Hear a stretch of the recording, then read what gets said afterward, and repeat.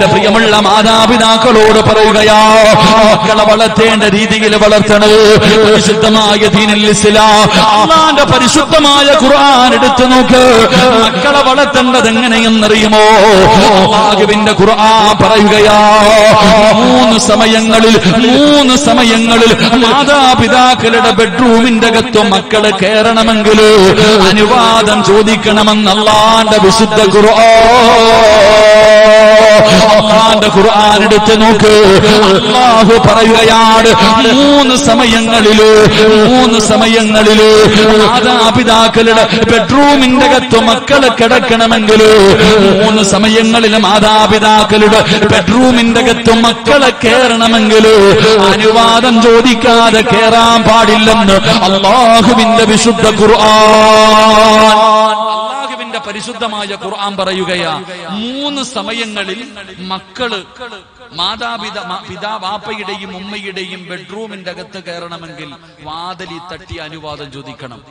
ഏത് മക്കള്? 25 വയസ്സുള്ള മക്കളല്ല, 20 വയസ്സോ 18 വയസ്സോ 15 വയസ്സോ 10 വയസ്സോ ഉള്ള മക്കളല്ല, പ്രായപൂർത്തിയാകാത്ത മക്കൾ.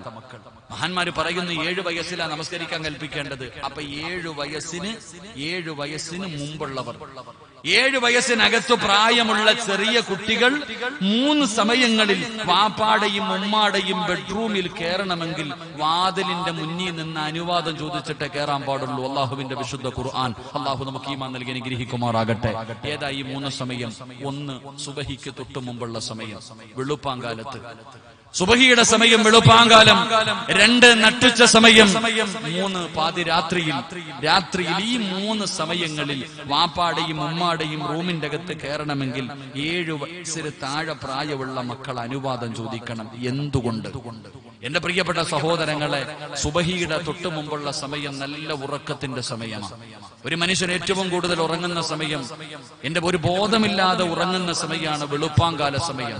നിങ്ങൾ ചിന്തിച്ചു നോക്ക് എന്റെ പ്രിയപ്പെട്ടവരെ, നമ്മളൊക്കെ വീട്ടിൽ കിടന്നുറങ്ങുന്നവരാ. കിടക്കുന്ന സമയത്ത് ഒരു മുണ്ടുടുത്തിട്ടാ കിടന്നുറങ്ങാം. ആണുങ്ങളൊക്കെ ഉറങ്ങുമ്പോ ഒരു മുണ്ടൊക്കെ ഉടുത്തിട്ട് കിടന്നുറങ്ങും. പക്ഷെ രാവിലെ ഉറക്കത്തിൽ നിന്ന് എഴുന്നേൽക്കുമ്പോ ആദ്യം തിരയുന്നത് ആ മുണ്ട് എവിടാണ്. ഉടുത്തിയ മുണ്ട് കാണാറില്ല. എന്റെ പ്രിയപ്പെട്ടവരെ, ആ നിങ്ങൾ ചിന്തിച്ചു നോക്ക്. വാപ്പ മുണ്ടില്ലാതെ റൂമിന്റെ അകത്ത് ഉറങ്ങ. സുബഹിക്ക് തൊട്ടു മുമ്പുള്ള സമയം വാപ്പ മുണ്ടില്ലാതെ റൂമിന്റെ അകത്ത് കിടന്ന് ഉറങ്ങുകയാണ്. ഉമ്മയുടെ ധരിച്ചിരിക്കുന്ന വസ്ത്രങ്ങളും ഔറത്ത് തുറന്നു കിടക്കുകയാ. അറിയാതെ നല്ല ഉറക്കത്തില. ആ സമയത്ത് ചെറിയ മക്കള് വീടിന്റെ റൂമിന്റെ അകത്ത് കയറി വന്നാൽ പെൺമക്കള് വാപ്പയുടെ ഔറത്ത് കാണും, ആ മക്കൾ ഉമ്മയുടെ ഔറത്ത് കാണും. കണ്ടെന്ന് പറഞ്ഞു ഒന്നും സംഭവിക്കാറില്ല. 7 വയസ്സിന് താഴെ പ്രായമുള്ള മക്കള് വാപ്പയുടെയും ഉമ്മയുടെയും ഔറത്ത് കണ്ടെന്ന് പറഞ്ഞിട്ട് ഒന്നും സംഭവിക്കാറില്ല. എന്നിട്ടും അല്ലാഹു പറഞ്ഞു കാണാൻ പാടില്ല. സ്വന്തം മാതാപിതാക്കളുടെ ഔറത്ത് പോലും ഈ ചെറിയ മക്കള് കാണാൻ പാടില്ല. എന്തുകൊണ്ട്? കണ്ടാൽ അവർ വളർന്നു വരുമ്പോൾ അവരുടെ ജീവിതത്തിൽ അത് ബാധിക്കാൻ സാധ്യതയുണ്ട്. അത്രയും സൂക്ഷ്മതയാ വേണ്ടത്. സ്വന്തം മാതാപിതാക്കളുടെ ഔറത്ത് പോലും പ്രായപൂർത്തിയാകാത്ത മക്കള് കാണാൻ പാടില്ല എന്ന് അള്ളാഹുവിന്റെ വിശുദ്ധമായ ഖുർആൻ പറയുമ്പോ, ഇന്ന് നമ്മുടെ വീടിന്റെ അകത്ത് നടക്കുന്ന രംഗം എന്താ?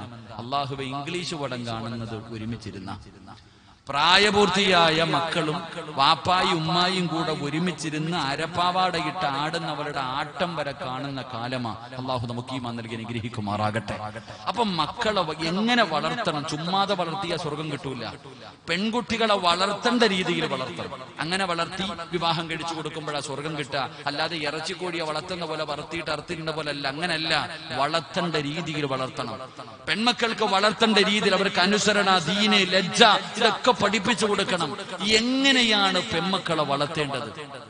എന്റെ പ്രിയമുള്ള സഹോദരങ്ങളെ, നിങ്ങൾ ചോദിക്കുമല്ലോ, ഉസ്താദെ, ഞങ്ങൾ എത്ര പറഞ്ഞിട്ട് ഞങ്ങളെ മക്കൾ അനുസരിക്കുന്നില്ല, എത്ര പറഞ്ഞിട്ട് ഞങ്ങളുടെ മക്കൾ അനുസരിക്കുന്നില്ല. എന്റെ പ്രിയപ്പെട്ടവരെ, എല്ലാവർക്കും അറിയാം, ആണിനും പെണ്ണിനും അറിയാം. നിങ്ങൾ ഇന്ന് ഞാൻ പറയുന്നു, പെൺമക്കളെ മാത്രം ഞാൻ കുറ്റപ്പെടുത്തുന്നില്ല.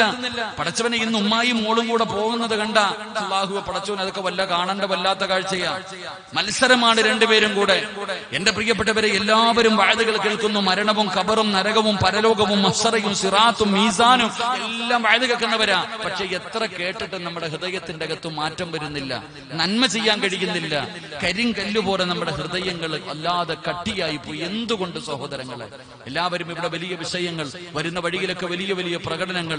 എന്റെ പ്രിയപ്പെട്ടവരെ, എവിടെ നോക്കിയാലും പൗരത്വ ബില്ലിനെ കുറിച്ച് എല്ലാവരും വലിയ ഭയത്തില. എന്തുകൊണ്ട് ഇതൊക്കെ ഉണ്ടായി? കേവലം രണ്ടവന്മാര് കടന്നിട്ടൊരു നിയമം പാസാക്കിയപ്പോ നമ്മളൊക്കെ ഇങ്ങനെ ഭയന്നു കുറയ്ക്കാനുള്ള കാരണം എന്തേ? അള്ളാഹുവിന്റെ പരിശുദ്ധമായ ഖുർആൻ അവിടെ നിന്ന് പറയുന്നുണ്ട്, ലഹറൽ ഫസാദു ഫിൽ ബർരി വൽ ബഹർ. പരിശുദ്ധമായ ഖുർആൻ നമ്മളോട് പറഞ്ഞു തരുന്നുണ്ട്, നമ്മുടെ കയ്യിലിരിപ്പ് കൊണ്ടാ സഹോദരങ്ങളെ.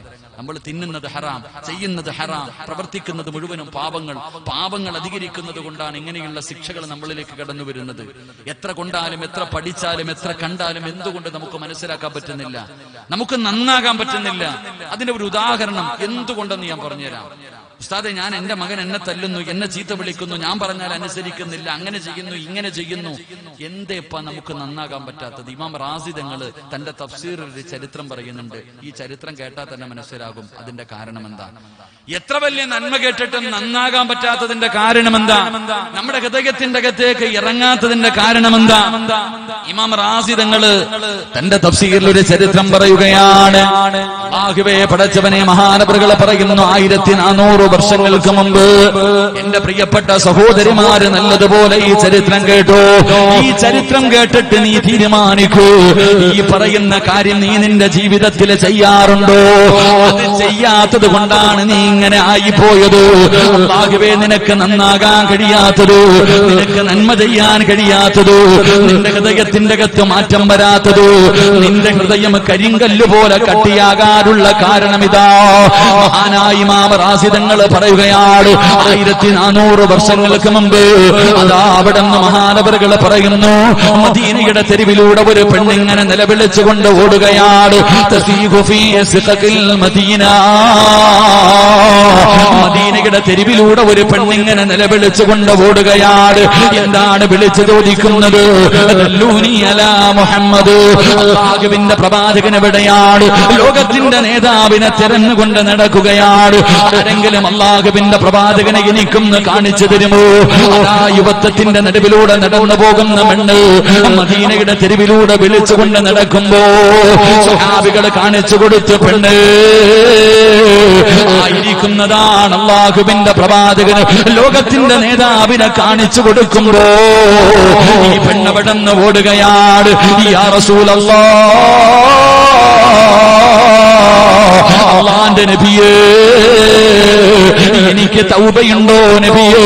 എന്റെ പാപം അല്ലാഹു പുറത്തു തരുവോ നബിയേ?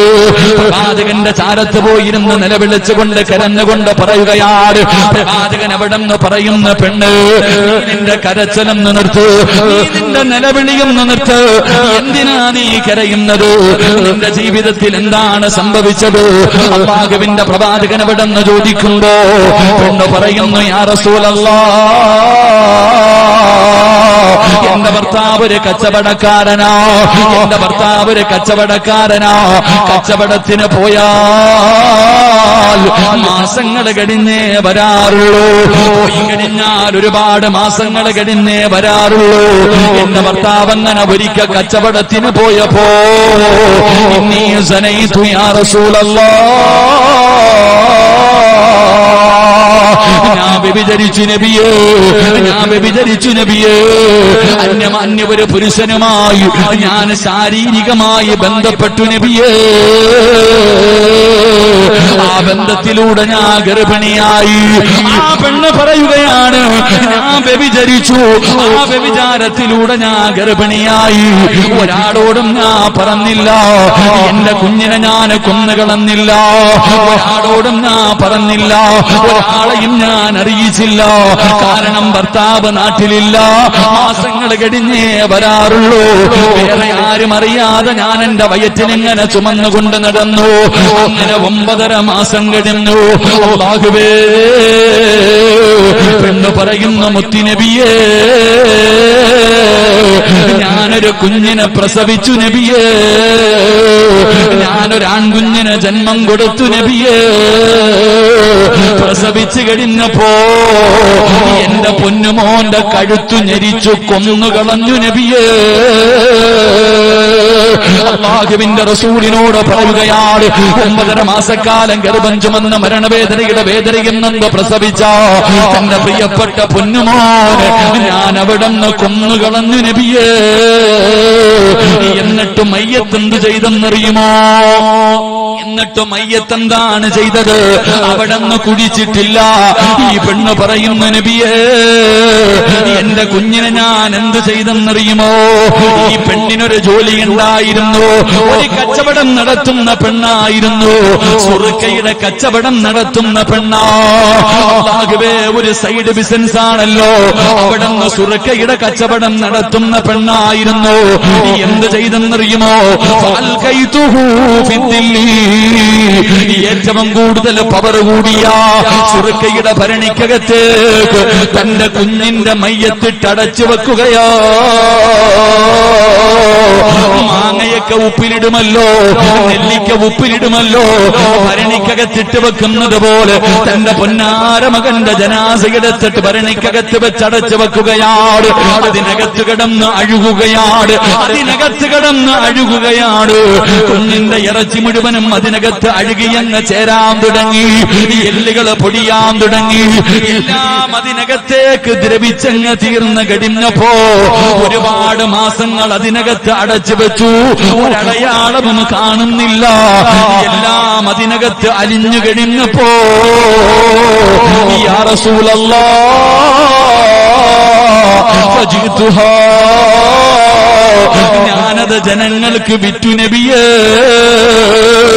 കുടിക്കാൻ കൊടുത്തു നബിയേ, കൊടുത്തു കാശാക്കി നബിയേ. അല്ലാഹുവിന്റെ പ്രവാചകനോട് അവിടുന്ന് പറഞ്ഞു കൊടുക്കുമ്പോ ലോകത്തിന്റെ നേതാവിന്റെ കണ്ടടങ്ങൾ നിറഞ്ഞു ഒഴുകുകയാണ്. മുത്തിനബി കരയുകയാ. എന്തൊരു പാവമാ പടച്ചവര്, എന്തൊരു പാവമാ പടച്ചവര്. പടച്ചവനെ വ്യഭിചരിച്ചു, വ്യഭിചാരത്തില് ഉണ്ടായ കുഞ്ഞിനെ പ്രസവിച്ചിട്ട് കൊന്നുകളഞ്ഞു. അതിനെ പടച്ചവനെ സുർക്കയുടെ ഭരണിക്കകത്തിട്ട് അടച്ച് എല്ലാം അലിഞ്ഞു ചേർന്ന് കഴിഞ്ഞപ്പോ അതുപോലും ജനങ്ങൾക്ക് കുടിക്കാൻ കൊടുത്തിട്ട് കാശ് വാങ്ങിയ പെണ്ണല്ലേ. അല്ലാഹുവിന്റെ റസൂലിരുന്ന് കരയുകയാ. എങ്ങനെ കഴിഞ്ഞു പടച്ചവര്? ഈ പെണ്ണിങ്ങനെ ആകാനുള്ള കാരണമെന്ത്? അല്ലാഹുവിന്റെ പ്രവാചകനോട് ഈ പെണ്ണി കഥ പറഞ്ഞു കൊടുത്തപ്പോ റസൂലുള്ള ചോദിച്ച ചോദ്യം എന്തെന്നറിയുമോ? നീ ഇങ്ങനെയാകാനുള്ള കാരണമെന്തെന്നറിയുമോ? ഒരു പെണ്ണ് മുത്തുനബിയുടെ മുന്നിൽ വന്നിട്ട് പറയുകയാ, നബിയെ, എന്റെ ഭർത്താവ് പോയി കഴിഞ്ഞാൽ ഗൾഫിൽ പോണ പോലെ 2 കൊല്ലൊക്കെ കഴിഞ്ഞ് വരാറുള്ളൂ. പോയി കഴിഞ്ഞാൽ പോയതാ മാസങ്ങൾ കഴിഞ്ഞിട്ടേ വരാറുള്ളൂ. ഭർത്താവ് കച്ചവടത്തിന് പോയപ്പോ ഒരുത്തൻ വീട്ടിൽ കയറി വന്നു, ശാരീരികമായി ബന്ധപ്പെട്ടു. ഞാനാണെങ്കിൽ ഗർഭിണിയായി, ആരോടും പറഞ്ഞില്ല, പരിസരത്തും ആരുമില്ലാത്തത് കൊണ്ട് ആരും അറിയാതെ ഞാനിങ്ങനെ ചുമന്നുകൊണ്ട് നടന്നു. 9.5 മാസം കഴിഞ്ഞു, പ്രസവിച്ചു. ഞാൻ തന്നെ അങ്ങ് കൊന്നു. എന്നിട്ട് ഉപ്പിലിടുന്നത് പോലെ സുർക്കയുടെ കുപ്പിക്കകത്ത് വെച്ച് അടച്ചു വെച്ചു. അതിനകത്ത് കിടന്ന് അഴുകി ഇറച്ചിയും എല്ലുകളും എല്ലാം ദ്രവിച്ചു. അതിനകത്തേക്ക് അങ്ങ് അലിഞ്ഞ് ചേർന്ന് കളഞ്ഞപ്പോ എടുത്ത് കളഞ്ഞൊന്നുമില്ല. അത് നാട്ടുകാർക്ക് കുടിക്കാൻ കൊടുത്തിട്ട് ഞാൻ കാശ് വാങ്ങി നബിയെ. അള്ളാഹുവിന്റെ പ്രവാചകൻ സല്ലല്ലാഹു അലൈഹി വസല്ലമ തങ്ങള് ആ പെണ്ണിനോട് ചോദിച്ച ചോദ്യം എന്തെന്നറിയോ? എന്റെ പ്രിയപ്പെട്ടവരെ, നമ്മുടെ ഹൃദയങ്ങൾ ഇങ്ങനെയാകാനുള്ള കാരണം റസൂലുള്ളാഹി സ്വല്ലല്ലാഹു അലൈഹി വസല്ലമ തങ്ങൾ ആ പെണ്ണിനോട് പറഞ്ഞു, ഫഇന്നി അറാ അന്നക തറക്തി സ്വലാത്തൽ അസ്രി, നീ അസർ നമസ്കരിക്കാറില്ലേ എന്നാ ചോദിച്ചത്. ആ പെണ്ണിനോട് ചോദിച്ച ചോദ്യം, നീ അസർ നിസ്കരിക്കാത്ത ഒരു പെണ്ണല്ലേ എന്ന്. എന്റെ സഹോദരങ്ങളെ, ഞാൻ നമ്മളോട് ചിന്തിക്കുക, എത്ര വലിയ നന്മകൾ കേട്ടിട്ടും നമ്മുടെ ഹൃദയത്തിന്റെ അകത്തും മാറ്റം വരുന്നില്ലെങ്കിൽ അതിന്റെ കാരണം നീ ചിന്തിച്ചു നോക്ക്. അസർ നമസ്കരിക്കാറുണ്ടോ? അസർ നമസ്കരിക്കാത്തവരുടെ ഹൃദയം കഠിനമായി പോകും. നിന്റെ മക്കള് സ്കൂള് വിട്ട് വീട്ടിൽ വരുമ്പോ കുളിപ്പിച്ചു ഭക്ഷണവും കൊടുത്തിട്ട് നീ മദ്രസയിൽ വിടും, നല്ല കാര്യം. ട്യൂഷന് വിടും, നല്ല കാര്യം. പക്ഷെ അസർ നമസ്കരിപ്പിക്കാറുണ്ടോ? കണ്ടവന്റെ കൂടെ ഒളിച്ചോടുമ്പോ നെഞ്ചുപൊട്ടി കരഞ്ഞിട്ട് കാര്യമില്ല. ആദ്യം നീ ഇത് ചെയ്യ്. നീ ചോദിക്കുമല്ലോ, 18 കൊല്ലം പോറ്റി വളർത്തി എന്റെ മകള് എങ്ങനെ കഴിഞ്ഞു ഉസ്താദെ ഞങ്ങളെ കളഞ്ഞിട്ട് പോകാൻ? ഞങ്ങൾ വിളിച്ചു കൂവിയിട്ട് പോലും അവള് പരിഗണിച്ചില്ലല്ലോ. എങ്ങനെ പരിഗണിക്കാനാ? എങ്ങനെ പരിഗണിക്കാനാ? എന്റെ പ്രിയപ്പെട്ടവരെ, മുത്തുനബി സല്ലല്ലാഹു അലൈഹി വസല്ലമ തങ്ങൾ ആ പെണ്ണിനോട് ചോദിച്ചത്, നീ അസർ നമസ്കരിക്കാറില്ലേ എന്നാ. അള്ളാഹു നമുക്ക് ഈമാൻ നൽകി അനുഗ്രഹിക്കുമാറാകട്ടെ. അതുകൊണ്ട് എന്റെ പ്രിയപ്പെട്ട മാതാപിതാക്കളോട് ഞാൻ പറയുകയാ, മക്കളെ വളർത്തേണ്ടത് എങ്ങനെയാണെന്ന് സിനിമ കണ്ടിട്ടോ സീരിയൽ കണ്ടിട്ടോ നോവല് വായിച്ചിട്ടോ അല്ല പഠിക്കേണ്ടത്, എങ്ങനെയാ വളർത്തേണ്ടത് എന്ന് നിന്റെ നേതാവ് കാണിച്ചു തന്നിട്ടുണ്ട്. ഒരു പെൺകുട്ടിയെ വളർത്തേണ്ടത് എങ്ങനെയാ? ഉമ്മയില്ലാത്ത ഒരു മകളെ മഹാനായ നബിയിനാ റസൂലുള്ളാഹി സ്വല്ലല്ലാഹു അലൈഹി വസല്ലമ തങ്ങൾ വളർത്തി കാണിച്ചു തന്നു. ഒരു പെൺകുട്ടി എങ്ങനെ വളർത്തണമെന്ന് ഫാത്തിമ ബീവിയുടെ ചരിത്രം വായിച്ചാൽ മതി. പെൺമക്കളുള്ള എല്ലാ മാതാപിതാക്കളും അള്ളാഹുവിന്റെ പ്രവാചകൻ സല്ലല്ലാഹു അലൈഹി വസല്ലമ തങ്ങൾ തന്റെ പൊന്നുമോളെ വളർത്തിയത് എങ്ങനെയാണെന്ന് ഫാത്തിമ ബീവിയുടെ ചരിത്രം എടുത്തു വായിച്ച മനസ്സിലാക്കും. ആ ചരിത്രം നീയൊന്ന് എടുത്തു വായിച്ചിട്ട് അതുപോലെ വളർത്തു നിന്റെ പെൺമകളെ. ആ മുത്തുനബി എങ്ങനെയാണോ ഫാത്തിമ ബീവിയെ വളർത്തിയത് അതേ രീതിയിൽ നീ നിന്റെ മക്കളെ വളർത്തും. അങ്ങനെ വളർത്തിയാലാ നിനക്ക് അല്ലാഹു സ്വർഗം തരാന്ന് പറഞ്ഞേ. അങ്ങനെ വളർത്തിയാലാ നാളെ മുത്തുനബിയുടെ കൂടെ നിനക്ക് സ്വർഗത്തിൽ പോകാൻ പറ്റുക. അല്ലാതെ നിനക്ക് തോന്നുന്നത് പോലെയല്ല. നിനക്ക് തോന്നുന്ന രീതിയിൽ ഏതെങ്കിലും നായികമാരെ കണ്ടിട്ട് അതുപോലെ വളർത്താ അവരുടെ കൂടെ നിനക്ക് പോകാം. മുത്തുനബി തന്റെ പൊന്നുമോളെ വളർത്തിയ രീതിയിൽ വളർത്തിയ മുത്തുനബിയുടെ കൂടെ നിനക്ക് സ്വർഗത്തിൽ പോകാം. അള്ളാഹു നമുക്ക് ഭാഗ്യം നൽകി അനുഗ്രഹിക്കുമാറാകട്ടെ. എന്റെ പ്രിയപ്പെട്ടവരെ, മുത്തുനബി കാണിച്ചു തന്നിട്ടുണ്ട് എങ്ങനെയാണ് ഒരു മകളെ വളർത്തേണ്ടെന്ന്. അതുപോലെ വളർത്തിയ മാത്രം പോരാ, തന്റെ പൊന്നാര മക്കളെ വളർത്തി 18 വയസ്സായി പ്രായപൂർത്തിയായി മക്കൾക്ക് വിവാഹപ്രായമായി.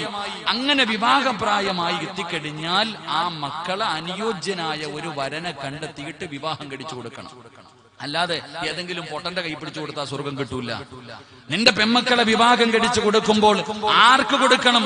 അള്ളാഹുവിന്റെ പരിശുദ്ധമായ ദീൻ പറയുന്നുണ്ട്. മുത്തുനബി സല്ലല്ലാഹു അലൈഹി വസല്ലമ തങ്ങൾ പറഞ്ഞു, വിവാഹം കഴിച്ചു കൊടുക്കുന്ന സമയത്ത് നീ 4 കാര്യം പരിഗണിക്കണം. തുൽഖഹുൽ മർഅതു ലിഅർബഈൻ, 4 കാര്യങ്ങൾ പരിഗണിക്കണം. മുത്തുനബി അവിടെ നിന്ന് പറയുന്നുണ്ട്, നീ സൗന്ദര്യമുണ്ടോ എന്ന് നോക്കണം. നിന്റെ മകളെ വിവാഹം കഴിക്കുന്ന പയ്യന് സൗന്ദര്യമുണ്ടോ, അവന് സമ്പത്തുണ്ടോ, കുടുംബമഹിമയുണ്ടോ, ദീനുണ്ടോ, 4 നീ പരിഗണിക്കണം. അല്ലാതെ ആർക്കെങ്കിലും പിടിച്ചു കൊടുക്കലല്ല. എന്റെ പ്രിയപ്പെട്ടവരെ, പ്രവാചകൻ എന്നിട്ട് അവിടെ നിന്ന് പറഞ്ഞു, സൗന്ദര്യത്തിനേക്കാൾ, സമ്പത്തിനേക്കാൾ, കുടുംബമഹിമയേക്കാൾ നീ ഏറ്റവും കൂടുതൽ സ്ഥാനം കൊടുക്കേണ്ടത് ദീനിന് നീ പരിഗണന കൊടുക്കണം. എന്റെ പ്രിയമുള്ള സഹോദരങ്ങളെ, ഇന്ന് വാപ്പമാര് തന്റെ പൊന്നാര മക്കളുടെ വിവാഹപ്രായം എത്തിയപ്പോൾ ആലോചന നടത്തും. ദീനൊന്നും ആരും നോക്കാറില്ല, പണം ഉണ്ടോന്നാ നോക്കുന്നത്. കെട്ടുന്നവന് പണം ഉണ്ടെങ്കിൽ ഒന്ന് കെട്ടിയതാണെങ്കിൽ കുഴപ്പമില്ല, ഓന്റെ കെട്ടി കൊടുക്കും. അവൻ എന്തൊക്കെ പോരായ്മയുണ്ടടാ, അവൻ നിസ്കരിക്കുവോ, പള്ളിയിൽ പോകുവോ, അള്ളാഹുവെ പടച്ചവനെ ഭയന്ന് ജീവിക്കുന്നവൻ നോക്കാറില്ല. പണം ഉണ്ടെങ്കിൽ അവന് വിവാഹം കഴിച്ചു കൊടുക്കും, സൗന്ദര്യം ഉണ്ടെങ്കിൽ വിവാഹം കഴിച്ചു കൊടുക്കും, കുടുംബമഹിമ ഉണ്ടെങ്കിൽ പിന്നെ ദീനൊന്നും നോക്കാറില്ല. എങ്കിൽ എന്റെ പ്രിയപ്പെട്ട സഹോദരങ്ങൾ, ഇതെല്ലാം നീ പരിഗണിക്കണം. ദീനിനാണ് നീ മുൻഗണന നൽകേണ്ടത്. ദീനിനാണ് മുൻഗണന നൽകേണ്ടത്. മഹാനായ നബിയിനാ റസൂലുള്ളാഹി സ്വല്ലല്ലാഹു അലൈഹി വസല്ലമ തങ്ങൾ തന്റെ പ്രിയപ്പെട്ട പൊന്നുമോള് ഫാത്തിമ ബീബി റളിയല്ലാഹു തആല അൻഹ 18 വയസ്സായി. മുത്തുനബി തന്റെ പൊന്നാര മകളെ വിവാഹം കഴിക്കാൻ തീരുമാനിച്ചു. അള്ളാഹുവിന്റെ പ്രവാചകൻ തന്റെ പൊന്നുമക്കളെ ഫാത്തിമ ബീബി റളിയല്ലാഹു തആല അൻഹയെ കല്യാണം കഴിപ്പിച്ചു കൊടുക്കാൻ തീരുമാനിച്ചു. അങ്ങനെ പ്രവാചകന്റെ വീട്ടിലേക്ക് ആലോചനകൾ വന്നു തുടങ്ങി. ഒരുപാട് സ്വഹാബികൾ വന്നു, ഒരുപാട് സമ്പന്നന്മാര് വന്നു, ഒരുപാട് വലിയ സ്വഹാബത്ത്, അബൂബക്കർ തങ്ങൾ ഉൾപ്പെടെ, ഉമർ തങ്ങൾ ഉൾപ്പെടെ പലരും മുത്തുനബിയുടെ മുന്നിൽ വന്നു വിവാഹത്തിന് ആലോചിച്ചു. പക്ഷെ അള്ളാഹുവിന്റെ പ്രവാചകൻ സല്ലല്ലാഹു അലൈഹി വസല്ലം തങ്ങൾ വിവാഹം കഴിച്ചു കൊടുത്തില്ല. പക്ഷെ ആരെയാണ് പ്രവാചകൻ തെരഞ്ഞെടുത്തത്? എന്റെ പ്രിയമുള്ള സഹോദരങ്ങളെ, അള്ളാഹുവിന്റെ പ്രവാചകൻ സല്ലല്ലാഹു അലൈഹി വസല്ലം തങ്ങളുടെ കൂടെ 10ാമത്തെ വയസ്സിൽ കൂടിയ സഹാബിയാണ് മഹാനായ സയ്യിദുനാ അലി ഇബ്നു അബീ ത്വാലിബ് റളിയല്ലാഹു തആല അൻഹു. മുത്തുനബിയുടെ കൂടെ കൂടിയതാ 10ാമത്തെ വയസ്സിൽ. അലിയാരി തങ്ങൾക്ക് ഫാത്തിമ ബീവിയെ വലിയ ഇഷ്ടമായിരുന്നു. അള്ളാഹുവിന്റെ പ്രവാചകന്റെ പൊന്നുമോളെ അലിയാരി തങ്ങൾക്ക് വലിയ ഇഷ്ടമാ. പ്രേമവും പ്രണയമൊന്നുമല്ല, അള്ളാഹുവിന്റെ റസൂലിന്റെ പൊന്നുമോളെ വല്ലാത്ത ഇഷ്ടമായിരുന്നു അലിയാരി തങ്ങൾക്ക്. ഒരിക്കൽ അലിയാരി തങ്ങളോട് സ്വഹാബികൾ പറഞ്ഞു, അലിയെ, ഫാത്തിമ ബീവിയുടെ കല്യാണ ആലോചനയൊക്കെ നടക്കുന്നുണ്ട്, എന്താ ഇങ്ങനെ നടക്കുന്നേ? അലിയാരി തങ്ങൾക്ക് അള്ളാഹുവെ ഫാത്തിമ ബീവിയെ വല്ലാത്ത ഇഷ്ടമായിരുന്നു. അലിയാരി തങ്ങൾ മുത്തുനബിയുടെ മുന്നിൽ പോയി ചോദിക്കാൻ തീരുമാനിച്ചു. പ്രവാചകന്റെ മുന്നിൽ പോയിട്ട് ഫാത്തിമയെ എനിക്ക് വിവാഹം കഴിച്ച് തരുമോ എന്ന് ചോദിക്കാൻ അലിയാരി തങ്ങൾ തയ്യാറായി. അങ്ങനെ അലിയാരി തങ്ങൾ ഒരു ദിവസം അള്ളാഹുവിന്റെ റസൂൽ സല്ലല്ലാഹു അലൈഹി വസല്ലം തങ്ങളുടെ വീട്ടിലേക്ക് കടന്നു ചെന്നു. പ്രവാചകന്റെ അടുക്കൽ ചോദിക്കാൻ ചെന്നു. പക്ഷേ പ്രവാചകന്റെ ശറഫാക്കപ്പെട്ട മുഖം കണ്ടപ്പോ അലിയാരി തങ്ങൾക്ക് ചോദിക്കാൻ ധൈര്യമില്ല. അള്ളാഹുവിന്റെ പ്രവാചകൻ ചോദിച്ചു, എന്റെ അലിയെ വന്നത്? ഒന്നുമില്ല നബിയെ, എന്റെ അലിയെ വന്നത്? അലിയാരി തങ്ങൾക്ക് ചോദിക്കാൻ മടി. ഒന്നുമില്ല എന്ന് മിണ്ടാതിരുന്നപ്പോൾ പ്രവാചകൻ സല്ലല്ലാഹു അലൈഹി വസല്ലം തങ്ങൾ ഇങ്ങോട്ട് ചോദിച്ചു, അലിയെ, എന്റെ ഫാത്തിമയെ നീ വിവാഹം കഴിക്കുമോ? മുത്തുനബിക്ക് അറിയാമായിരുന്നു അലിയാരി തങ്ങളെ. പ്രവാചകൻ ഇങ്ങോട്ട് ചോദിച്ചു, എന്റെ ഫാത്തിമയെ നീ വിവാഹം കഴിക്കുമോ? അലിയാരി തങ്ങൾ പറഞ്ഞു, നബി, എനിക്ക് സമ്മതമാണ് നബിയെ. അള്ളാഹുവിന്റെ റസൂൽ സല്ലല്ലാഹു അലൈഹി വസല്ലം തങ്ങൾ ചോദിച്ചു, മഹർ കൊടുക്കാൻ നിന്റെ കയ്യിൽ എന്തെങ്കിലും ഉണ്ടോ? മഹർ കൊടുക്കാൻ എന്തെങ്കിലും ഉണ്ടോ? അലിയാരി തങ്ങൾ പറഞ്ഞു, എന്റെ കയ്യിലൊന്നുമില്ല. അലിയാർ റളിയല്ലാഹു തആല അലിയാർ നിങ്ങൾ പറഞ്ഞു, എന്റെ അടുക്കൽ ഒന്നുമില്ല നബിയെ. ഉള്ളത് തുറന്നു പറഞ്ഞു, കള്ളവൊന്നും പറഞ്ഞില്ല, അവിടെയുണ്ട് ഇവിടെയുണ്ടെന്നൊന്നും പറഞ്ഞില്ല, എനിക്കില്ല നബിയെ. അള്ളാഹുവിന്റെ റസൂൽ സല്ലല്ലാഹു അലൈഹി വസല്ലമ തങ്ങൾ പറഞ്ഞു, അലിയെ, നിനക്ക് ഞാനൊരു പടയങ്കി വാങ്ങി തന്നിട്ടുണ്ടല്ലോ. എവിടെ? വീടിനകത്തുണ്ട് നബിയെ. കൊണ്ടുപോയി വിറ്റാൽ എത്ര രൂപ കിട്ടും? ഒരു 400 ദിർഹം കിട്ടും നബിയെ. അള്ളാഹുവിന്റെ പ്രവാചകൻ സല്ലല്ലാഹു അലൈഹി വസല്ലമ തങ്ങൾ പറഞ്ഞു, കൊണ്ടുപോയി വിറ്റിട്ട് കാശുമായിട്ട് വരാൻ.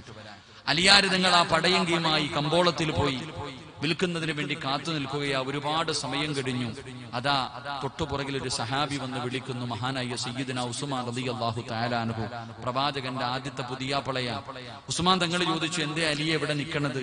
ഫാത്തിമയെ വിവാഹം കഴിക്കണം, അതിന് മഹർ കൊടുക്കണം, അതുകൊണ്ട് ഈ പടയങ്കി വിൽക്കാൻ വന്നതാ. ഉസ്മാൻ റളിയല്ലാഹു തആല അൻഹു എത്ര രൂപയാവും? ഒരു 400 ദിർഹമാകും. അലിയാർ തങ്ങളുടെ കയ്യിൽ 400 ദിർഹം കൊടുത്തിട്ട് ഉസ്മാൻ തങ്ങൾ ആ പടയങ്കി അങ്ങ് വാങ്ങി. എന്നിട്ട് അലിയാർ തങ്ങളോട് പറഞ്ഞു, അലിയെ, എനിക്ക് പ്രായമായി, എനിക്കെന്തിനാ പടയെങ്കിൽ? നീ ഒരു യോദ്ധാവാണല്ലോ, നിന്റെ കയ്യിലിരിക്കട്ടെ. രണ്ടും തിരിച്ചു കൊടുത്തു. അലിയാർ തങ്ങൾ അള്ളാഹുവെ വളരെ സന്തോഷത്തോടെ മുത്തുനബിയുടെ വീടിന്റെ അകത്ത് ചെന്നു. പ്രവാചകൻ സല്ലല്ലാഹു അലൈഹി വസല്ലമ തങ്ങളുടെ കയ്യിലേക്ക് 400 ദിർഹം കൊണ്ടുപോയി വെച്ചുകൊടുത്തു. പ്രവാചകൻ ചോദിച്ചു, അലിയെ, വലീമ കൊടുക്കണമല്ലോ, നിക്കാഹ് കഴിഞ്ഞാൽ വലീമ കൊടുക്കണമല്ലോ. എന്റെ കയ്യിൽ ഒന്നുമില്ല നബിയെ.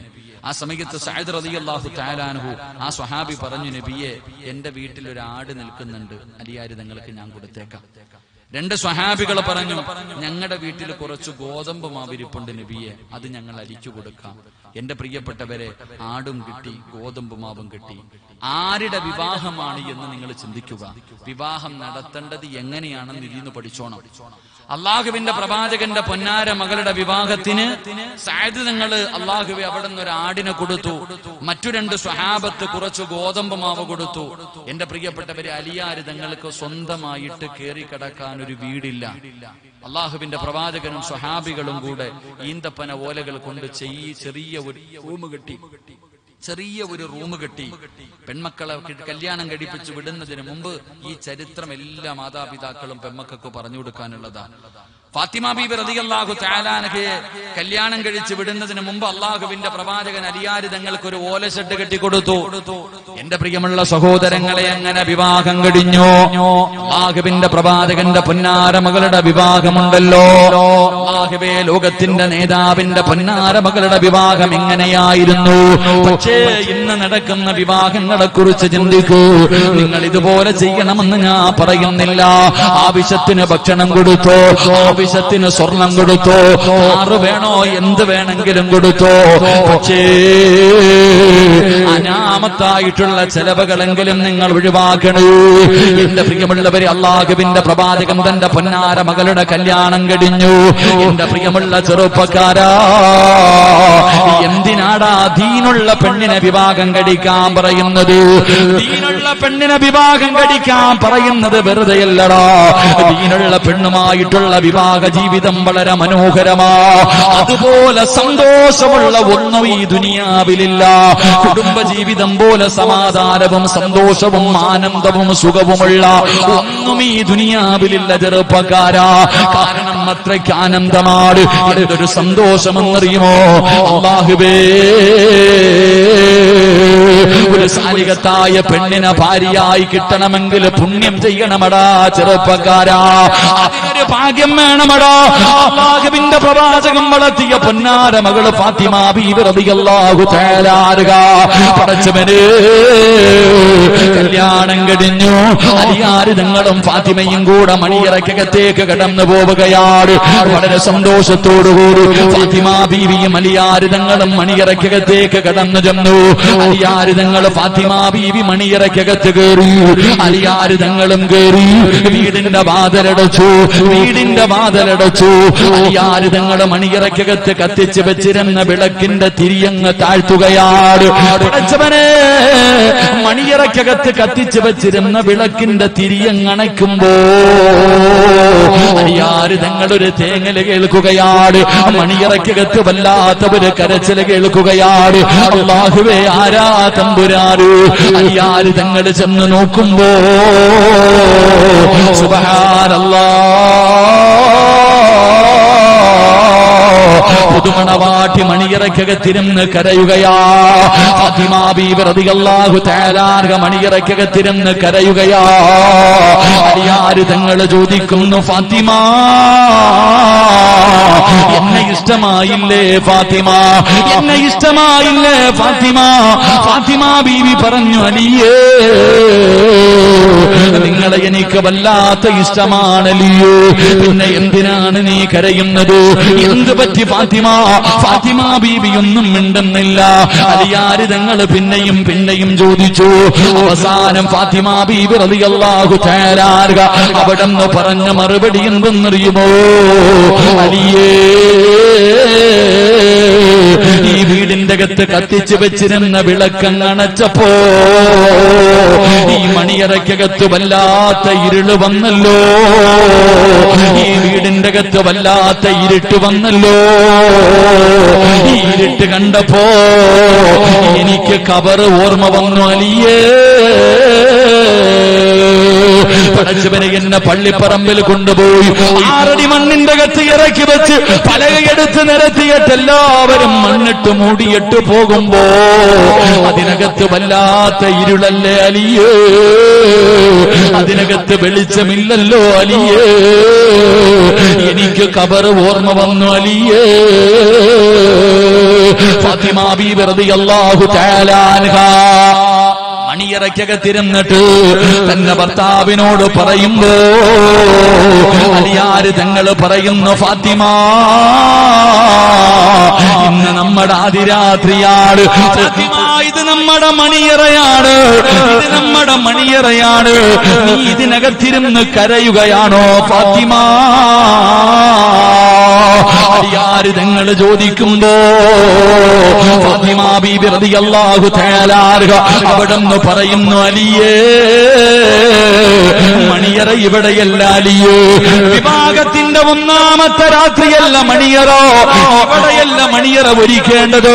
മണിയറ ഒരുക്കേണ്ടത് പള്ളിപ്പറമ്പിലാണ്. 6 അടി മണ്ണിലെ ഖബറിന്റെ അകത്താണ്, പള്ളിപ്പറമ്പിലെ ഖബറിന്റെ അകത്താണ്. അവിടെയാണ് മണിയറ ഒരുക്കേണ്ടത്. അൽ ഖബർ അവ്വലു മൻസിലിൻ മിൻ മനാസിലിൽ ആഖിറ. പുതിയ പളയോട് പുതിയ പെണ്ണ് പറഞ്ഞു കൊടുക്കുകയാ, മണിയറ ഒരുക്കേണ്ടത് പള്ളിപ്പറമ്പിലാണ്. തന്റെ ഭർത്താവിനോട് പറഞ്ഞു കൊടുക്കുകയാണ്. വിവാഹത്തിന്റെ 1ാമത്തെ രാത്രി ഒരുപാട് സ്വപ്നങ്ങളും പ്രതീക്ഷകളും മോഹങ്ങളുമായി മണിയറയ്ക്കകത്ത് ചിരിക്കുന്ന മുഖത്തോടെ കിടന്നു വന്ന പ്രിയപ്പെട്ട ഭർത്താവിനോട് ഒരു തീരുള്ള പെണ്ണ് പറഞ്ഞു കൊടുത്തതെന്തെന്നറിയുമോ? അലിയേ ഖബറിന്റെ അകത്ത് വല്ലാത്ത ഇരുളാ, ഖബർ ഞെരിക്കും അലിയേ, ഖബറിന്റെ അകത്ത് വല്ലാത്ത ശിക്ഷയാണ്. ആ ഖബറിന്റെ ഏകാന്തതയെ കുറിച്ച്, ഖബറിന്റെ അദാബുകളെ കുറിച്ച് അവിടെ നിന്ന് പറഞ്ഞു കൊടുത്തിട്ട് തന്റെ ഭർത്താവിനെ കൊണ്ട് കരയിപ്പിക്കുകയാ. പുതിയ പെണ്ണ് തന്റെ ഭർത്താവിനോട് ഖബറിനെ കുറിച്ച് പറയുകയാണ്. എന്നിട്ട് പറയുന്നു, അലിയേ ഇന്ന് നമ്മുടെ ജീവിതത്തിലെ ഏറ്റവും മനോഹരമായ ദിവസമാണ്, നമ്മുടെ സ്വപ്നങ്ങൾ പൂവണിയുന്ന ദിവസമാണ്, നമ്മൾ ഒത്തുചേരുന്ന ദിവസമാണ്. അതുകൊണ്ട് അലിയേ ഏറ്റവും സന്തോഷമുള്ള ഈ രാത്രി ഉണ്ടല്ലോ, നമ്മുടെ മണ്ണറ മണിയറയാക്കാം അലിയേ. ഈ രാത്രി നമ്മുടെ മണ്ണറ മണിയറയാക്കോ, നമുക്ക് മാറ്റിവെക്കാം അലിയേ.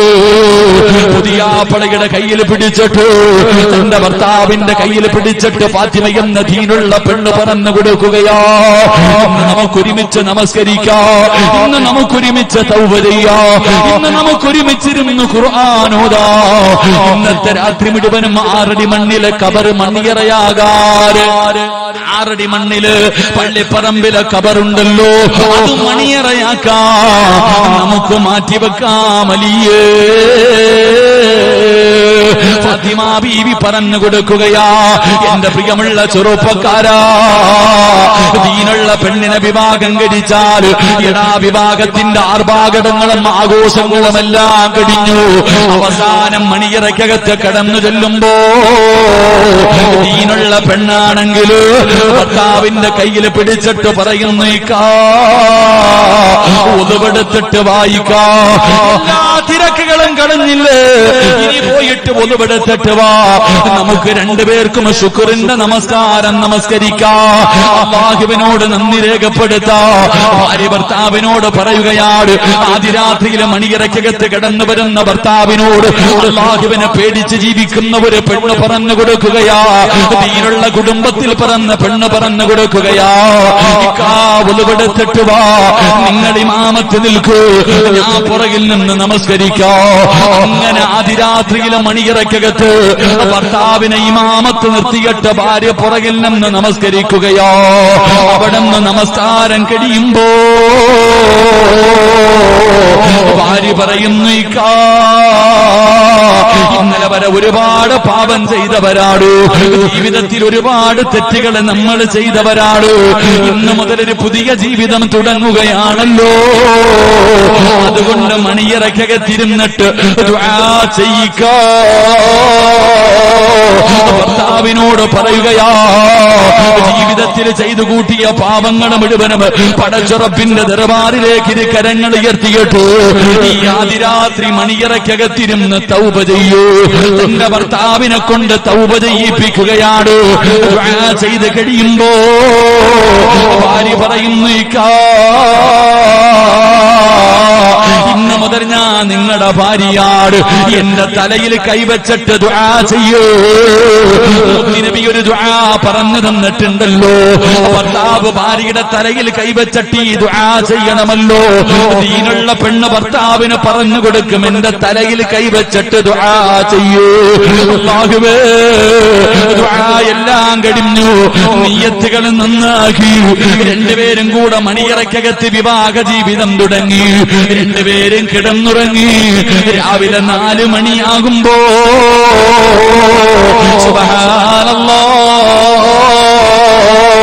പുതിയ പെണ്ണലാറം വെച്ചെഴുന്നേക്കുകയാ. അതാ മണിയറയ്ക്കകത്ത് കിടക്കുന്ന ഭർത്താവിന് വിളിക്കുന്നു, എഴുന്നേക്കിക്കോ, തഹജ്ജുദ് നിസ്കരിക്കാ സമയമായിക്കോ, സുബഹിക്ക് ബാങ്ക് വിളിക്കാ സമയമായിക്കോ. എന്റെ പ്രിയപ്പെട്ട ഭർത്താവിനെ വിളിച്ചുണർത്തുകയാണ്.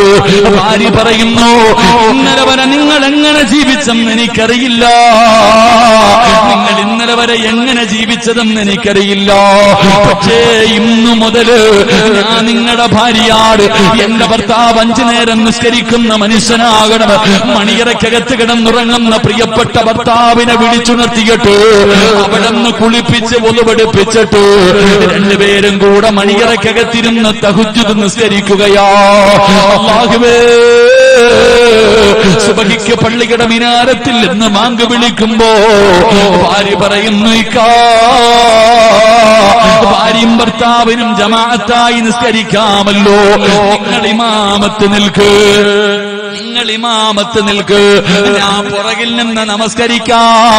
അങ്ങനെ ഭാര്യ ഭർത്താവിനെ ഇമാമത്ത് നിർത്തിയിട്ട് നിസ്കരിപ്പിക്കുകയാ. എടാ ചെറുപ്പക്കാരാ, ഇങ്ങനെ ഒരു പെണ്ണിനെ കിട്ടണമെങ്കിൽ പുണ്യം ചെയ്യണമടാ പൊന്നുമോര്. അതുകൊണ്ടാ പറഞ്ഞത്, ദീനുള്ളതിനെ വിവാഹം കഴിക്കൂ, അല്ലാഹുവിനെ പേടിയുള്ളതിനെ വിവാഹം കഴിക്കൂ. അപ്പാ ഇങ്ങനെയാണ് മകളെ വളർത്തേണ്ടത്, ഇങ്ങനെയാണ് മുത്തുനബി വളർത്തിയത്. അതുകൊണ്ടാണ് ഫാത്തിമ ബീബി ഇങ്ങനെ ചെയ്തു കൊടുത്തത്. അല്ലാഹുവേ, ഫാത്തിമ ബീബിയും മരിയാരിതങ്ങളും മണിയറയ്ക്കകത്ത് കിടക്കുകയാണ്. അവരുടെ ചെറിയ ഓല ഷെഡുണ്ടല്ലോ, ആ ഈന്തപ്പന ഓലകൾ കൊണ്ട് നെയ്ത വീടുണ്ടല്ലോ, കിടക്കാൻ കട്ടിലില്ല, മെത്തയില്ല, വിരിപ്പില്ല, ചരൽ കല്ലുകളായിരുന്നു, ചരൽ കല്ലുകളായിരുന്നു. അവര് കിടന്നത് എന്തിന്റെ മുകളിലാണെന്നറിയോ? അല്ലാഹുവിന്റെ പ്രവാചകന്റെ പൊന്നുമോള് അലിയാരിതങ്ങളും എന്തിന്റെ മുകളിലാണ് കിടന്നുറങ്ങിയതെന്നറിയോ? അലിയാരിതങ്ങൾക്ക് ആകെയുണ്ടായിരുന്നത് ഒരാടിന്റെ തോലാണ്, ഒരാടിന്റെ തോലാണ്. ഈ ആടിന്റെ തോല് വിരിച്ചിട്ട് ഫാത്തിമ എന്ന തന്റെ പ്രിയപ്പെട്ട ഭാര്യയും അലിയാരിതങ്ങളും കെട്ടിപ്പിടിച്ച് കിടന്നുറങ്ങിയത് ആടിന്റെ തോലിന്റെ മുകളിലോ. വലിപ്പം ചിന്തിക്കുവാപ്പാ, വലിപ്പം ചിന്തിക്കു പെങ്ങള്. ഈ ആടിന്റെ തോലിന്റെ മുകളിലാണ് രണ്ടുപേരും കിടന്നത്. രാവിലെയായാൽ ആടിന്റെ തോലെടുത്ത് അലിയാര് തങ്ങൾ എടുത്തുകൊണ്ട് പോവുകയാണ്. എന്തിനെന്നറിയുമോ? അലിയാര് തങ്ങൾക്കൊരു കുതിരയുണ്ടായിരുന്നു. അലിയാര് തങ്ങളും ഫാത്തിമ ബീവി റളിയല്ലാഹു തആല അൻഹ രണ്ടുപേരും മണിയറയിൽ കിടക്കുമ്പോ വിരിച്ചിരുന്നത് ഒരു ആടിന്റെ തോല. ഈ ആടിന്റെ തുകളിന്റെ മുകളിലായി ഈ ഭാര്യയും ഭർത്താവും കിടന്നുറങ്ങുന്നത്. രാവിലെയായ ഇതെടുത്തോണ്ട് പോയി കുതിരയുടെ മുന്നിൽ വെക്കും. അതിനകത്താ തീറ്റിയിട്ട് കൊടുക്കണേ. അലിയാര് തങ്ങൾ പകല് തന്റെ വീട്ടിലെ കുതിരയ്ക്ക് തീറ്റിയിട്ട് കൊടുക്കുന്നത് ഈ കാണുന്ന ആടിന്റെ തോലിന്റെ മുകളിലാണ്. രാത്രിയായ കഴുകി വിരിച്ചിട്ട് കിടന്നുറങ്ങും. ഇതായിരുന്നു മുത്തുനബിയുടെ പൊന്നുമോളുടെ ജീവിതം. എന്നാൽ എന്റെ പ്രിയപ്പെട്ട സഹോദരങ്ങളെ, അടിയോ വഴക്കോ ബഹളവോ ഒന്നുമില്ല. മഹാനായ നബിയനാ റസൂലുള്ളാഹി സ്വല്ലല്ലാഹു അലൈഹി വസല്ലമ തങ്ങള് തന്റെ പൊന്നാര മകളെ വിവാഹം കഴിച്ച് വിട്ടതിന് ശേഷം ഒരു ദിവസം കാണാൻ പോയി. നമ്മളൊക്കെ പോവല്ലോ, കെട്ടിച്ചു വിട്ട മകളെ കാണാൻ പോകുമല്ലോ. അള്ളാന്റെ റസൂൽ സല്ലല്ലാഹു അലൈഹി വസല്ലമ തങ്ങൾ തന്റെ പൊന്നുമോളുടെ വീട്ടിൽ പോയപ്പോ ഇരുന്ന് കരയാ. വാപ്പാനെ കണ്ടതും കരച്ചിൽ തുടങ്ങി. ഫാത്തിമ ബീബി റളിയല്ലാഹു തആല അൻഹ കരയുന്നത് കണ്ടപ്പോ മുത്തുനബി ചോദിച്ചു, എന്തേ ഫാത്തിമ നീ കരയുന്നത്? വാപ്പ പട്ടിണിയാ വാപ്പ, ഭക്ഷണം കഴിച്ചിട്ട് 3 ദിവസമായി. അള്ളാഹുവിന്റെ പ്രവാചകനോട് തന്റെ പൊന്നാര മകളു പറയുകയാ, ഭക്ഷണം കഴിച്ചിട്ട് 3 ദിവസമായി വാപ്പ പട്ടിണിയാ. വാപ്പ ഉടനെ എല്ലാം വാരി കെട്ടിക്കോ, പോകാന്നല്ല പറഞ്ഞത്. നമ്മൾ അങ്ങനാണല്ലോ, പരാതി പറഞ്ഞു കഴിഞ്ഞാൽ പിന്നെ ഇവിടത്തെ പൊറുതിയൊക്കെ മതിയെന്ന് പറഞ്ഞ് വിളിച്ചോണ്ട് വരും. റസൂലുള്ളാഹി സ്വല്ലല്ലാഹു അലൈഹി വസല്ലമ തങ്ങളോട് തന്റെ കരളിന്റെ കഷ്ടം ലോകത്ത് മുത്തുനബി സ്നേഹിച്ചതുപോലെ ഒരു വാപ്പയും മകളെ സ്നേഹിച്ചിട്ടില്ല. ഖിയാമത്ത് നാൾ വരെ സ്നേഹിക്കത്തുമില്ല. അത്രയ്ക്കും സ്നേഹമുള്ള ഫാത്തിമ എന്ന പൊന്നുമോള് പറയുകയാ, 3 ദിവസമായി വാപ്പ വല്ലതും തിന്നിട്ട്. അള്ളാഹുവിന്റെ പ്രവാചകൻ തന്റെ പൊന്നുമോളെ വിളിച്ചിട്ട് പറഞ്ഞെന്തെന്നറിയോ? വലിയ അബീക അർബഉ, വാപ്പ വല്ലതും തിന്നിട്ട് 4 ദിവസമായി മോളെ. നീ 3 ദിവസമായിട്ട് പട്ടിണിയല്ലേ, വാപ്പ വല്ലതും തിന്നിട്ട് 4 ദിവസമായി. അള്ളാഹുവെ, മുത്തുനബി പറയുമ്പോ ഫാത്തിമ ബീവി റളിയല്ലാഹു തആല അൻഹ തന്റെ വാപ്പയെ കെട്ടിപ്പിടിച്ചിട്ട് കരയുകയാ. അതായിരുന്നു സ്നേഹം. അങ്ങനെയാണ് മകളെ വളർത്തിയത്. എന്റെ പ്രിയപ്പെട്ടവരെ, നിങ്ങൾ ചരിത്രം എടുത്തു നോക്ക്. അള്ളാഹുവിന്റെ പ്രവാചകൻ സ്വല്ലല്ലാഹു അലൈഹി വസല്ലമ തങ്ങൾ രോഗം പിടിച്ചിട്ട് മരണസമയത്ത് മുത്തുനബി രോഗം പിടിച്ച് കിടക്കുമ്പോ ഫാത്തിമ ബീവി കാണാൻ വന്നു. തന്റെ പൊന്നാര മകള് കാണാൻ വരുമ്പോ വാപ്പാടെ കിടപ്പ് കണ്ടിട്ട് സഹിക്കാൻ കഴിയാതെ ഫാത്തിമ ബീവി കരയാൻ തുടങ്ങി. അള്ളാഹുവിന്റെ പ്രവാചകൻ ഫാത്തിമ ബീവി അടുത്ത് വിളിച്ചിട്ട് ചെവിയിൽ പറഞ്ഞു, മോളെ ഫാത്തിമ, വാപ്പാടെ മരണമെടുത്തു. അടയാളങ്ങളൊക്കെ കണ്ടു തുടങ്ങി മോളെ. വാപ്പ മരിക്കാൻ പോകുകയാണെന്ന് പൊന്നാര മകളുടെ ചെവിയിൽ പറഞ്ഞു കൊടുത്തു. ഫാത്തിമ ബീവി റളിയല്ലാഹു തആല അൻഹ കരയാൻ തുടങ്ങി. വാപ്പയുടെ മരണമെടുത്തു എന്ന് പറഞ്ഞപ്പോ ഫാത്തിമ ബീവിക്ക് സഹിക്കാൻ കഴിഞ്ഞില്ല, കരയാൻ തുടങ്ങി. തന്റെ പൊന്നാര മകള് കരയുന്നത് കണ്ടപ്പോ പിന്നെയും അടുത്തു വിളിച്ചു, ഇങ്ങു വാ. കരയുന്ന ഫാത്തിമയെ അടുത്ത് വിളിച്ചിട്ട് ചെവിയിൽ പറഞ്ഞു കൊടുത്തു, മോള് കരയണ്ട, അടുത്തത് നീയാ. വാപ്പ പോയാ തൊട്ടുപുറകെ നീയുണ്ട് ഫാത്തിമ. വാപ്പ അടുത്തത് നീയാണ് മരിക്കുന്നത് എന്ന് പൊന്നാര മകളുടെ ചെവിയിൽ പറഞ്ഞു കൊടുത്തപ്പോ, മരിക്കുമെന്ന് പറഞ്ഞു കൊടുത്തപ്പോഴും ഫാത്തിമ ചിരിക്കുകയാ ചെയ്തേ. എന്റെ പ്രിയപ്പെട്ടവരെ, ഫാത്തിമ ബീബി വല്ലാതെ ചിരിച്ചു. ആയിഷ ബീബി റളിയല്ലാഹു തആല അൻഹ ഉൾപ്പെടെ പലരും ചോദിച്ചു, നീ എന്തിനാ ചിരിച്ചേന്ന്? ഞാൻ പറയൂല, എന്റെ വാപ്പ പറഞ്ഞ രഹസ്യമാ. എന്റെ പ്രിയപ്പെട്ടവരെ, അതായിരുന്നു അവരുടെ ജീവിതം. മടിയും വഴക്കും ബഹളവും ഒന്നുമില്ല. ഉള്ളതുകൊണ്ട് തൃപ്തിയോടുകൂടി ജീവിക്കാൻ പഠിച്ചു. അവര് ജീവിച്ചു. അവസാനം മരിക്കുന്നതിന്റെ തലേ ദിവസം എന്റെ പ്രിയപ്പെട്ടവരെ, ഫാത്തിമ ബീബി റളിയല്ലാഹു തആല അൻഹ അലിയാർ തങ്ങളുടെ കയ്യിൽ പിടിച്ചിട്ട് പൊരുത്തം ചോദിച്ചു. അലിയാർ തങ്ങളുടെ കയ്യിൽ പിടിച്ചു പൊരുത്തം ചോദിച്ചു. എന്നിട്ട് അലിയാർ തങ്ങളോട് ഫാത്തിമ ബീബി റളിയല്ലാഹു തആല അൻഹ പറഞ്ഞു കൊടുത്തു, അലിയെ, ഞാൻ മരിച്ച എന്റെ മയ്യത്ത് പകല് കൊണ്ടുപോയി കബറടക്കരുത്, എന്നെ രാത്രിയിലെ കബറടക്കാവൂ. കേക്കടാ ചെറുപ്പക്കാരാ, ഒരു ദീനുള്ള പെണ്ണിനെ ഇത് പറയാൻ കഴിയത്തുള്ളൂ. അങ്ങനെയുള്ള പെണ്ണിനെ വേണം നീ വിവാഹം കഴിക്കാൻ. അലിയാർ തങ്ങളോട് തന്റെ ഭാര്യ പറഞ്ഞു കൊടുക്കുകയാ, എന്നെ രാത്രി കബറടക്കിയാ മതി, പകല് കബറടക്കണ്ട. അതെന്തേ ഫാത്തിമ നീ അങ്ങനെ പറഞ്ഞു? അലിയേ, എന്റെ ശരീരം നിങ്ങളല്ലാതെ ഇന്ന് വരെ ആരും കണ്ടിട്ടില്ല. എന്റെ ശരീരം നിങ്ങളല്ലാതെ ഇന്ന് വരെ ഒരൊറ്റ അന്യപുരുഷനും കണ്ടിട്ടില്ല. എന്നെ പകലാണ് കബറടക്കുന്നതെങ്കിൽ എന്റെ മയ്യത്ത് പൊതിയുന്നതും എന്റെ മയ്യത്ത് ചുമക്കുന്നതും എന്റെ മയ്യത്ത് കബറിൽ ഇറക്കി വെക്കുന്നതും അന്യപുരുഷന്മാരാ. 3 കഷ്ടം വെള്ള തുണിയിൽ പൊതിഞ്ഞ് എന്റെ ജനാസ ചുമന്നുകൊണ്ട് പോകുമ്പോ, എന്റെ ജനാസ കബറിൽ ഇറക്കി വെക്കുമ്പോ അന്യപുരുഷന്മാരെന്റെ ശരീരത്തിന്റെ വടിവ് കാണുമല്ലോ, അതുപോലും എനിക്കിഷ്ടമല്ല അലിയെ. അതാടാ ദീനുള്ള പെണ്ണ്. അതാ ചെറുപ്പക്കാര ദീനുള്ള പെണ്ണ്. അള്ളാഹുവിന്റെ പ്രവാചകൻ തന്റെ പൊന്നുമകളെ വളർത്തിയത് അങ്ങനെ. മയ്യത്ത് പൊതിഞ്ഞു കൊണ്ടുപോകുന്ന സമയത്ത് പോലും ഒരാളെന്റെ ശരീരത്തിന്റെ വടിവ് കാണാൻ ഞാൻ ഇഷ്ടപ്പെടുന്നില്ല. ഫാത്തിമ ബീബി റളിയല്ലാഹു തആല അൻഹ അവിടെ നിന്ന് യാത്ര പറഞ്ഞു. രണ്ടുപേരും അങ്ങനെ ഫാത്തിമ ബീബി മരണപ്പെട്ടു. മയ്യത്ത് കൊണ്ടുപോയി നിസ്കരിച്ചു, ജന്നത്തുൽ ബഖീൽ കൊണ്ട് ഖബറടക്കി. അല്ലാഹുവേ, അലിയാര് തങ്ങൾ എല്ലാവരും പിരിഞ്ഞുപോയി തന്റെ വീട്ടിലേക്ക് കടന്നു വന്നു. അലിയാര് തങ്ങൾക്ക് കിടന്നിട്ട് ഉറക്കം വരുന്നില്ല. ഒരു ദിവസം തന്റെ ഭാര്യ ഇല്ലാതെ വന്നപ്പോ, എന്റെ പ്രിയപ്പെട്ടവരെ, ജീവിച്ചിരിക്കുമ്പോൾ നമുക്ക് നമ്മുടെ ഭാര്യയുടെ വിലയറിയില്ല, മഹത്വം അറിയില്ല. പക്ഷേ എന്റെ പ്രിയപ്പെട്ടവരെ, നമ്മളെ മക്കളെയും ഏൽപ്പിച്ചിട്ട് അവള് പോകുമ്പോ നമുക്ക് തിരിയും നമ്മുടെ ഭാര്യ ആരാ? അലിയാര് തങ്ങൾ ഒന്നാമത്തെ രാത്രി വീടിന്റെ അകത്ത് വന്ന് കിടന്നിട്ട് ഉറക്കം വരുന്നില്ല. ഫാത്തിമ ബീബി ഇല്ലാത്തത് കാരണം സഹിക്കാൻ കഴിയുന്നില്ല.